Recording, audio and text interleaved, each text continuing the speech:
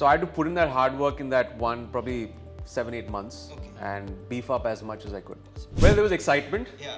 There's also concern because John is like, I hope this is taken well by the audience. But people are like, okay, how does Aatish make his way or figure it in if probably the spy universe continues with other villainous characters? I was like, there's always a pre-story. Very, very hardworking, extremely focused with what she wants to do, and very driven. Some people have to project a personality of a star. It's not Salman. Salman can come and be his casual best, and he's just him. Hi guys, this is Himesh and welcome to Pinkvilla. Today we have with us the negative force of Tiger 3, Emraan Hashmi. Welcome to Pinkvilla, Emraan. Thank you so much. Thank you. Emraan, my first question to you is, I remember having a conversation with you around 1.5 years back, where you told me you were in Russia to shop and you accidentally happened to be around the sets of Tiger. Istanbul. And you just got an autograph of Salman and Katrina on the set. Yeah.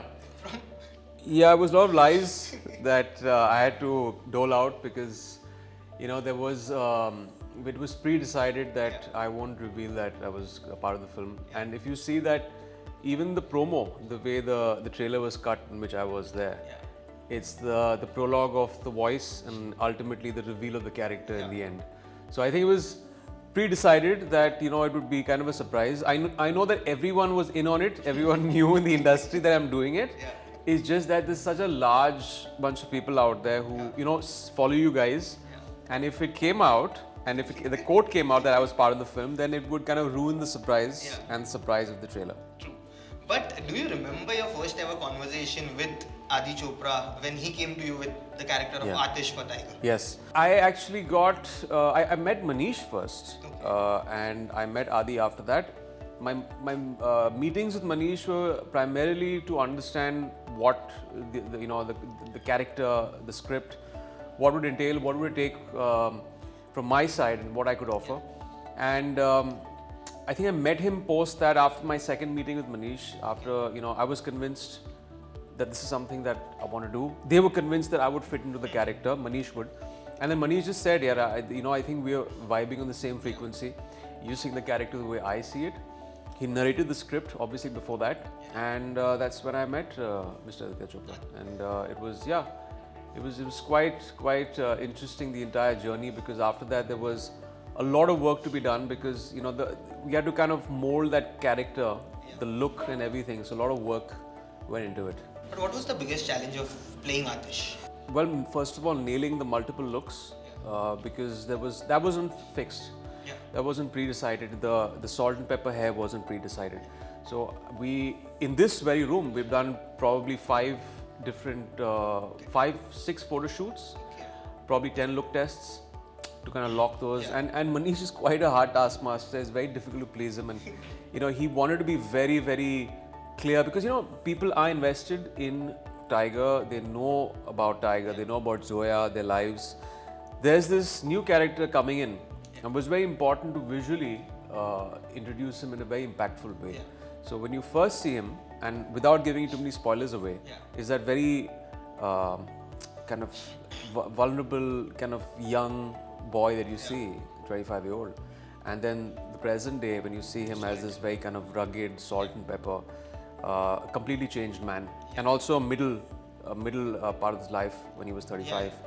So that was important to kind of knock those off and get a very clear, distinct look. Did you hit the gym with Salman through the... I wanted to, unfortunately didn't. Because our schedules didn't match. I was shooting for, you know, it separately, and then I did shoot a couple of days with Salman, but it was extremely hectic because there was the action and there were bits that we shot that were extremely hectic. But it was some fun times on the set, some good conversations, and I had to work out because Salman, generally, his dimensions, he's kind of muscular. I started off as being extremely thin when I stepped into the film, and it was me who told Adi and Manish that, you know, let me put on some size. And they were very clear that in this, there's no taking off the shirt just for the sake of it and showing abs, because it's not that kind of film. So I said that's a given, but it's just that the frame of the guy, okay, let me get at least close to him, if not match him, because he's been working out for very long. I've been working out too, but not as serious as he has been. So I had to put in that hard work in that one, probably 7-8 months, and beef up as much as I could. Yeah. No, this is a very common quote. Every villain is a hero in his own eyes. Yes. How did you envision the character of Aatish? You know, this is one thing that I've also said this to the other journals before, that you know, I had this preconceived notion that I don't want to play a bad guy in a film, right? Yeah. So when Manish said, you know, we're thinking of you as playing the negative lead in the film, I had kind of, without hearing this script, jumped the gun and said that probably I might not be doing this. But then he narrated the character of Aatish. What fascinated me and what is very important, that there's a very distinct line between what is an anti-hero and what is a villain. He's not unidimensional. He's not bad for the sake of being bad. And you see him through his graph in his film that he is, because of the circumstances in his life, he becomes that way. It fractures his mind and it becomes this guy that you see him in the present day. You might fault him, you might think a huge part of the audience here would feel that, okay, political ideologies clash with them because he's on the other side of the border. But in his narrative, he's doing what he thinks is right. And there's something very, there's kind of virtue in the fact that, you know, there's family values there. He's doing it because of people that he's lost. So there's also an emotional arc there, which is very strong. So I found that interesting. If that wasn't there, I probably wouldn't have done it, because then it would have made it just for the sake of that, right? There has to be something. You might hate him, but there's that redeeming factor of he became this way because of an incident in his life. And you know, you were shooting for, I think, Tiger and Pathaan, the prep, the pre-production, everything started at a similar point of time when you were shooting with John for Mumbai Saga. For Mumbai Saga. No, actually we met during the press conference and did the promotions. At that time we had launched, and not launched really.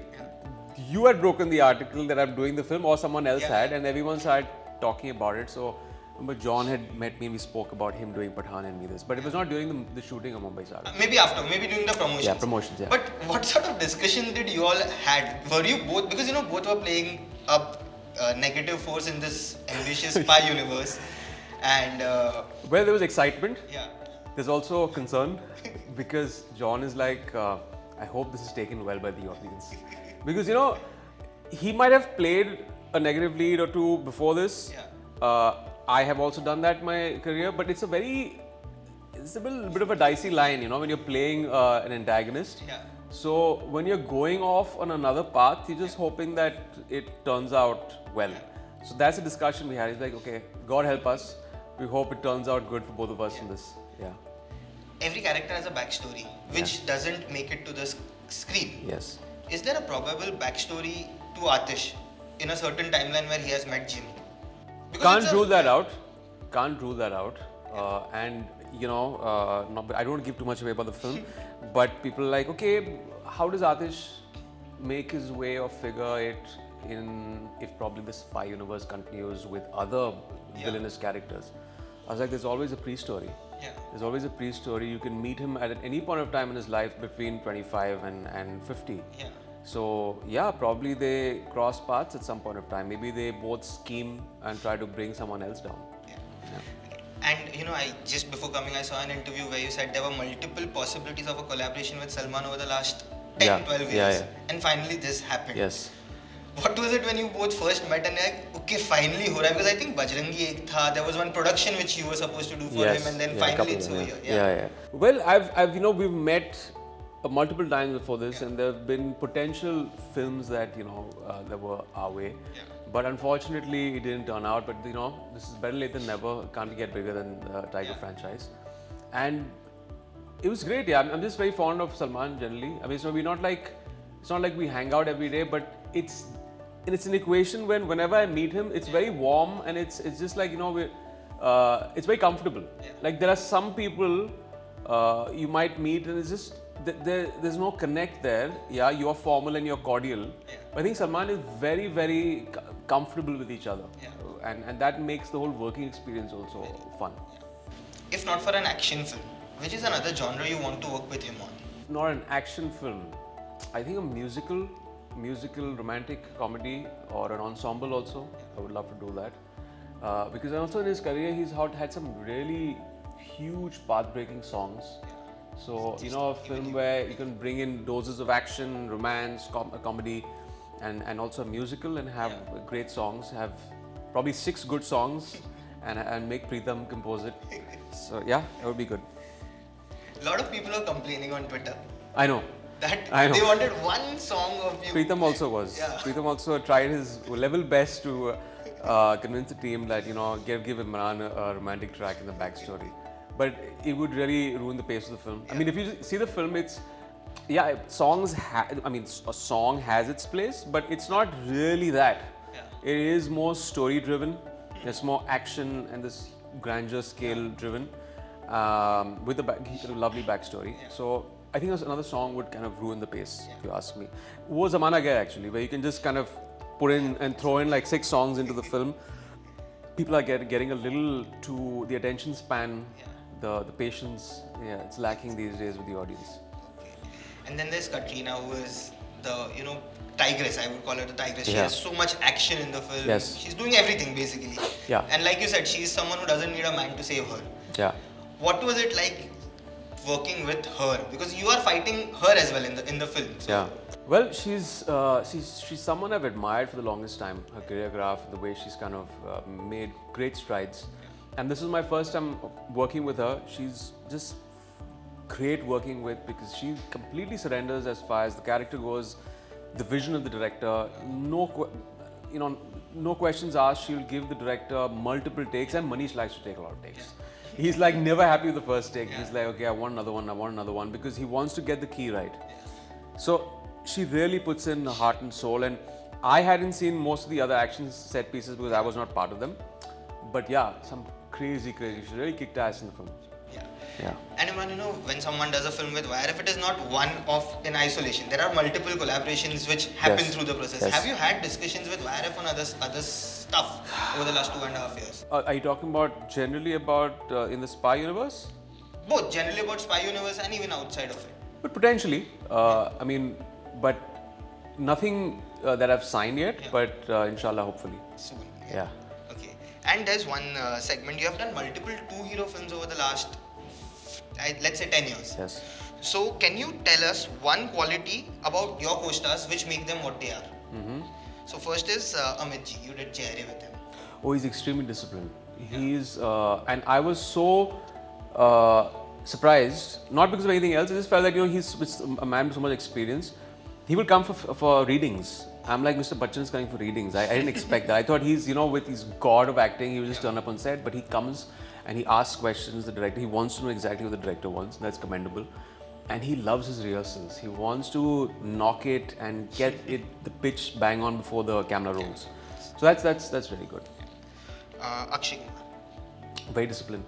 Up at he gets up before me.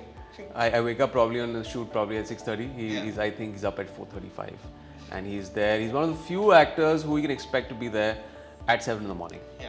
So I like that. I generally like the 7 to 5 shift because you beat traffic, and when you're working with Akshay, you can make it from a 7 to 5 and wrap up by 5. Katrina Kaif. Very, very hardworking. Extremely focused with what she wants to do, and very driven. And one of the, I would say, the best female action stars out there in our country. 100%. Yeah. Okay. Salman Khan. Very, very charismatic. Has this huge aura, and he doesn't have to work on it. He's just someone who's got that personality. Some people have to project a personality of a star. But it's not Salman. Salman can come and be his casual best, and he's just him. He's just like sit down and chill, and his lazy charm, and he can just be, he's so captivating. And last one, Ajay Devgan. Ajay Devgan is very calm, very composed. Again, really knows the skill set of filmmaking, not just acting, because he's also stepped in. I believe also this is what he mentioned was first that he wanted to be a director first. So he knows exactly. It's not he doesn't see the frame or the performance from the point of view of just an actor. He sees it from behind the camera as a director also. And Last couple of questions, Imran. What are the kind of films that you want to do from here on, post Tiger 3? I don't know, man. I never pre-decide. I never pre-decide because, and whenever someone comes with a story, if it excites me, if the director seems extremely convinced and driven and can convince me to be part of it, I'm on for it. So it's anything and everything out there. It just has to be a great story and something I've not done before. And what are your upcoming films like? Can't speak much about it, but there are 2 really good big ones that are coming up next year. And there is also a show, which is it's an interesting one. That's with Dramatic, and Hotstar. So that's going to come out early. Okay, so we'll hear about everything now, maybe. I think post December is when you'll start hearing announcements. Yeah. Wow, looking forward to them. And congratulations on Tiger. Thank you so much. Best of luck. Thank you. Thank you. Thank you.